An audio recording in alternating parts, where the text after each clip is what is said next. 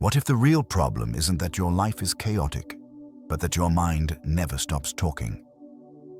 We live in an age where thinking has become a full-time job. Replaying conversations, predicting disasters, analyzing every possibility until nothing feels simple anymore. And the cruel twist is this: the more you think, the less you actually see. Seneca warned us centuries ago, we suffer more in imagination than in reality. But today, imagination has become a storm we carry in our heads. A storm that never ends, a storm we mistake for responsibility, intelligence, or control. Yet the Stoics understood something timeless. A mind that never rests cannot perceive truth, cannot act with clarity, cannot live with peace. In this video, we'll break down 7 brutal Stoic principles that reveal why you're not supposed to think all the time, and how quieting your mind might be the most powerful decision you make this year. Let's begin. 1. Your mind is not designed for constant activity. We like to believe that non-stop thinking means we're being responsible, productive, or in control. But the truth is far more uncomfortable. The human mind was never built to run at full speed every waking moment. It wasn't designed to process endless notifications, solve emotional conflicts on repeat, or replay every conversation like a broken tape. It was designed for cycles: focus and rest, engagement and withdrawal, awareness and stillness. When you break that cycle, the mind stops serving you and starts consuming you. Every time you overthink, you force your brain into a state it was never meant to sustain. And just like a muscle that's overworked, it begins to weaken. Clarity dissolves. Perspective shrinks. Small problems start looking enormous, and imagined threats feel more real than anything outside your window. This isn't intelligence. It's cognitive fatigue disguised as being careful. The Stoics understood this thousands of years before neuroscience existed. Marcus Aurelius wrote that the mind must return to itself, the way the ocean returns to calm after a storm. That wasn't poetry. It was instruction. A mind that doesn't withdraw becomes a mind that distorts. A mind that never rests becomes a mind that invents its own suffering. When you think all the time, you lose the ability to distinguish between what's actually happening and what your fear is projecting onto the world. Think about the last time you were emotionally overwhelmed, the moment everything felt heavier than it should have. Notice how the intensity wasn't coming from the situation itself. It was coming from the endless internal commentary about the situation. The story you were telling yourself, not the reality you were living. Overthinking turns the mind from a tool into a tormentor. Modern life worsens this. Scroll long enough and your brain becomes a chaotic marketplace of other people's opinions, fears, comparisons, expectations, and noise. And without silence, your mind adopts all of it as if it's yours. You begin carrying the emotional weight of strangers. You try to solve problems that don't belong to you. You attempt to regulate feelings that weren't even your own in the first place. This is how constant thinking steals your strength without you ever noticing. Stoicism teaches that the mind is meant to be observed, not obeyed. Thoughts arise on their own. You don't choose them. What you do choose is whether you give them a throne or let them pass through like clouds in the sky. Real discipline isn't about thinking more. It's about knowing when to stop thinking and return to presence. To live clearly, you must let the mind breathe. To act wisely, you must allow space between thoughts. And to be at peace, you must step back from the noise inside your head long enough to notice that most of it was never real. Your mind was not made for constant activity. It was made for clarity. And clarity begins where excessive thinking ends. 2. Thinking. Without clarity, creates suffering. Most people assume that thinking more will help them understand their problems better. They believe that if they replay the situation enough times, analyze each detail, or predict every possible outcome, they'll eventually find relief. But the opposite is true. Thinking without clarity doesn't solve suffering. It manufactures it. Overthinking is not reflection. It's not wisdom. It's not problem-solving. It's mental noise disguised as effort. It takes a moment of discomfort and stretches it into hours of inner turbulence. It takes a single event and turns it into a loop you can't escape. The Stoics understood this deeply. They taught that pain comes less from the world and more from the meaning we attach to it. When your thoughts are cloudy, your interpretations become cloudy. And once your interpretations distort, your emotions follow. Seneca's insight was simple. An unclear mind exaggerates. It magnifies tiny fears into monsters. It inflates uncertainty into catastrophe. It takes silence from someone and reframes it as rejection, or turns a small setback into a prophecy of failure. This is not truth. It's imagination running unchecked. Think about the last time someone didn't reply to your message. Before clarity stepped in, your mind sprinted toward the worst conclusions. They're angry. They're losing interest. I did something wrong. None of these thoughts were facts. They were interpretations born from anxiety. And the longer you let the mind spin, the more convinced you became that the story was reality. This is what the Stoics warned us about. Your mind can wound you deeper than life ever will. The problem is that the overthinking mind doesn't seek truth. It seeks control. It keeps generating questions it can't answer. It keeps trying to rewrite the past and predict the future.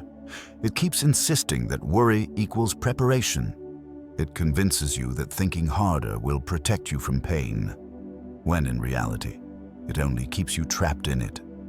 Epictetus said that suffering comes not from events, but from our judgments about them. When clarity is missing, your judgments become emotional instead of rational, reactive instead of grounded. You lose the ability to separate what's true from what's imagined. You lose the ability to pause, question, and see things as they are. And without that skill, every thought becomes a potential threat. Clarity doesn't come from thinking more. It comes from stepping back. It comes from giving your mind space to settle, the way muddy water becomes clear when left undisturbed. When you pause, breathe, and allow silence to interrupt the mental storm, something powerful happens. The mind recalibrates, emotions untangle, perspective widens, and the problem that felt impossible 5 minutes ago suddenly looks manageable. This is the Stoic method. Pause before you interpret. Observe before you react. Question before you believe your own thoughts. Because unchecked thinking breeds suffering. But thinking guided by clarity becomes wisdom. And wisdom, unlike overthinking, never hurts you. 3. The more you think, the less you act. There is a silent trap almost everyone falls into, believing that excessive thinking is a form of progress. We imagine that if we analyze enough, plan enough, replay enough, we'll finally feel ready to move. But overthinking doesn't create readiness. It destroys it. The more time you spend thinking, the less energy you have left for action. And ironically, the problems you keep thinking about are usually the ones that require movement, not more mental loops. Overthinking creates a false sense of productivity. Your mind feels busy, active, engaged. But nothing in your life actually changes.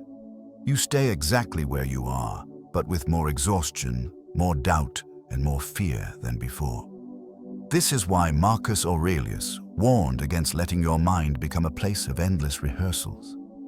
He reminded himself daily, do what must be done. Let no excuses delay you. He understood that the gap between thought and action is where most suffering lives. When you think too much, hesitation becomes a habit.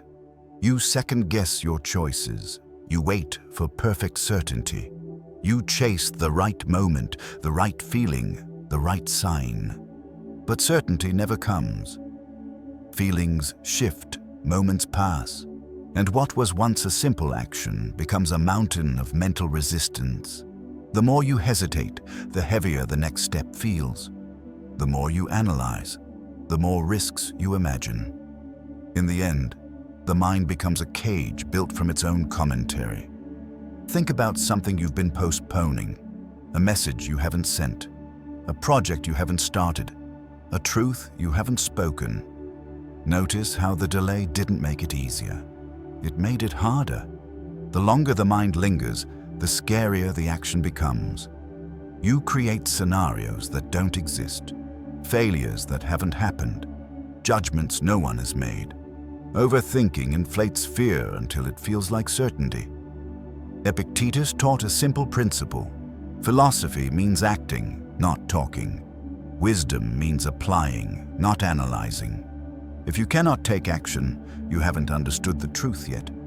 You're still stuck in theory.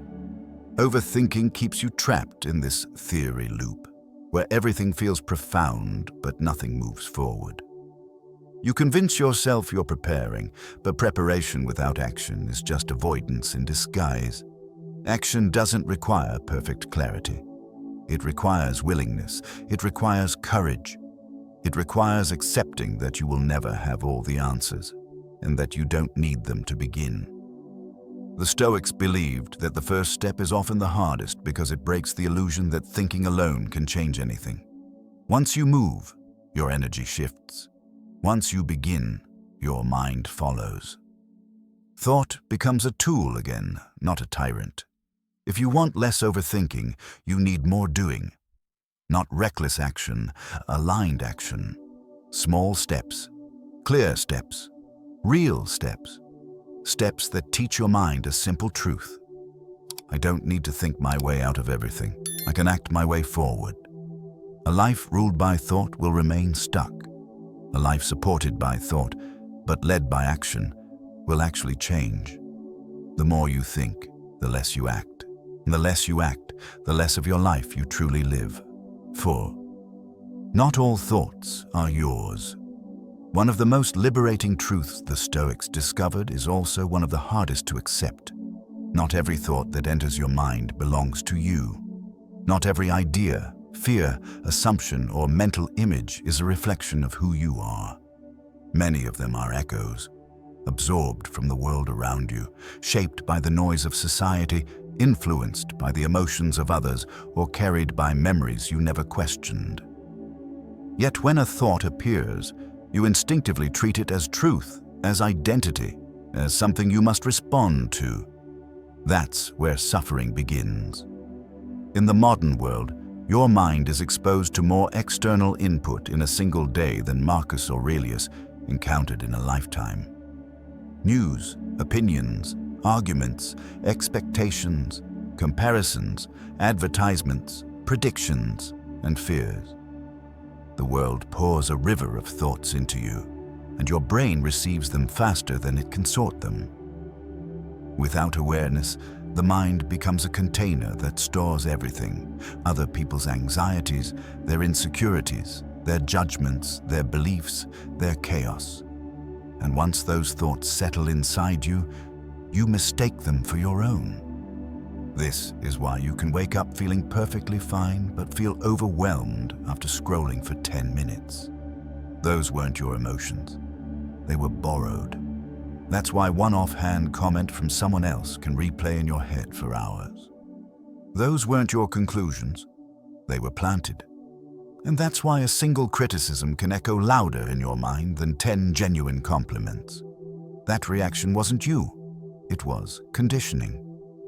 The Stoics taught that thoughts arise automatically, without your permission. You don't choose them. They appear like clouds drifting into the sky of your mind. What is your choice is whether you attach to them, feed them, identify with them, or let them float by. Epictetus said, "You cannot control what thoughts come to you, but you can control how you respond." That's the entire foundation of mental freedom. When you forget that not all thoughts are yours, you fall into the trap of believing everything your mind says. You assume every worry is meaningful, every fear is a warning, every insecurity is truth. But your mind is like a radio. It picks up signals. Not every channel deserves your attention. Not every broadcast is honest. Not every voice inside you is your own. Think back to the last time you spiraled into anxiety. Did the fear actually come from a real threat or from a memory? A comment? A story you absorbed from someone else? Overthinking often begins when you give importance to thoughts that were never meant for you to carry. And once you adopt them, you begin fighting battles that aren't yours, fixing problems that don't belong to you, and solving emotions that originated outside of you. The antidote is awareness. Notice the thought. Label it. Ask, is this mine? Is this true? Is this helpful? When you begin questioning your thoughts instead of obeying them, something powerful happens. Your mind becomes lighter. You stop internalizing noise. You stop absorbing emotional debris. You stop confusing mental chatter with inner wisdom. Not all thoughts are yours. Some are visitors, some are illusions, some are echoes. And when you stop claiming them as part of you, your mind finally has room to return to peace. 5. Silence is not emptiness. It's mental strength. Most people fear silence because they mistake it for emptiness. They believe that if their mind becomes quiet, they'll lose their edge, their ambition, or their awareness. But silence isn't the absence of thought. It's the absence of noise. It's the moment when your mind stops spiraling long enough for you to actually hear yourself. In a world that encourages constant stimulation, silence becomes a kind of rebellion, a return to the power you forgot you had.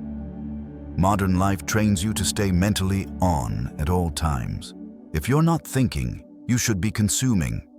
If you're not consuming, you should be reacting. And if you're not reacting, you're somehow falling behind. This creates a myth that silence is wasted time. But the Stoics saw silence as the forge where clarity, discipline, and self-mastery are built. Marcus Aurelius wrote that nowhere is the mind quieter than within itself. And from that quiet comes the strength to withstand everything outside of it. Silence is not passive. It's intentional. It's active restraint.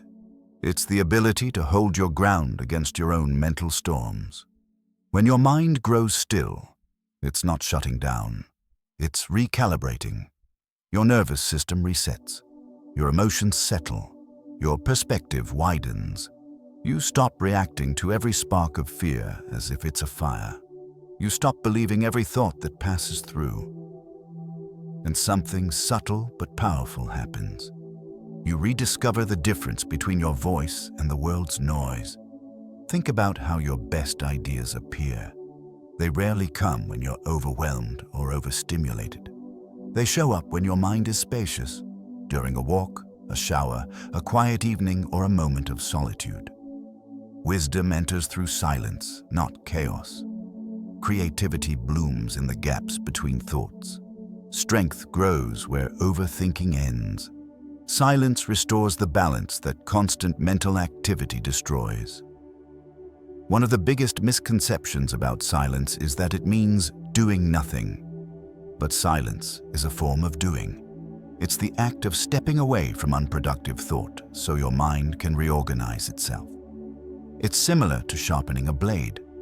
The blade isn't useful while being sharpened, but without that sharpening, it becomes dull. Silence sharpens you. It gives your actions precision and your decisions weight. It frees your mind from reacting and allows you to respond with intention. Epictetus cautioned against filling the mind with unnecessary chatter.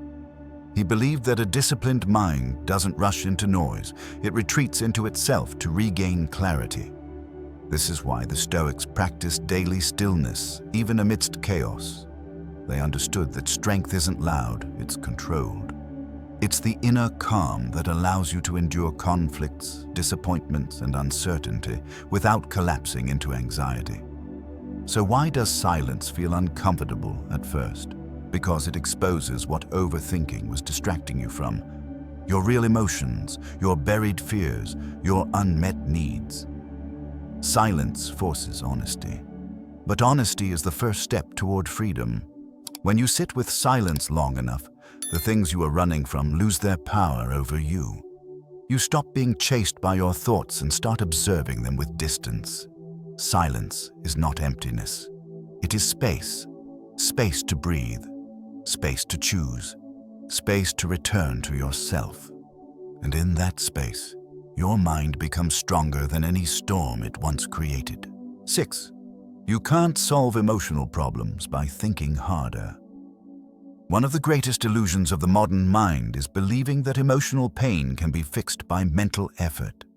When something hurts, we think more. When we feel uncertain, we analyze more. When we feel rejected, we replay every detail looking for clues. But emotional problems don't get solved by thinking harder. They get amplified by it. The more you think, the deeper you sink into the very emotions you're trying to escape. Overthinking is often a desperate attempt to control what can't be controlled.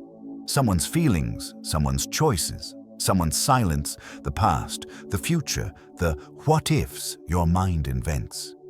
You try to organize chaos by turning it into thought, but all you end up doing is giving the chaos more structure. You can't think your way out of grief, heartbreak, insecurity, or fear, because these aren't intellectual problems. They're emotional experiences, and emotional experience require presence, not analysis. Stoicism doesn't tell you to suppress emotions. It tells you to observe them without letting them take the wheel. Marcus Aurelius wrote, "You have power over your mind, not outside events." But many people misinterpret this. They assume it means control everything through thinking, when it actually means stop feeding the thoughts that confuse your emotions with reality. Thinking becomes harmful whenever it becomes a substitute for feeling, processing, and accepting. Consider the last time you were hurt by someone's words or actions. You probably replayed the moment over and over, trying to interpret it, correct it, rationalize it, or rewrite it. But every replay only deepened the wound. You didn't feel better afterward. You felt exhausted, heavy, and emotionally drained. That's because you weren't healing. You were resisting, and resistance always intensifies what you're trying to avoid. Emotional pain is not a puzzle, it's a signal. It's not asking for a solution, it's asking for acknowledgement. Overthinking tries to bypass this discomfort by turning emotion into a logic problem. But logic has limits. You cannot solve a feeling. You can only experience it, understand it, and then let it flow. Pain moves when you move with it, not when you try to trap it inside spirals of thinking. Epictetus taught that distress comes from clinging to how things should have gone, how people should have behaved, how life should have unfolded. Overthinking is a form of clinging. It holds on to the past as if thinking about it hard enough will change it, but the past is not waiting for you to analyze it. The past is gone. What's left is your relationship to it, and that is shaped not by thought, but by acceptance. There's a reason why clarity often comes after you stop thinking, not during. It's because the mind needs space to decompress before it can perceive anything accurately.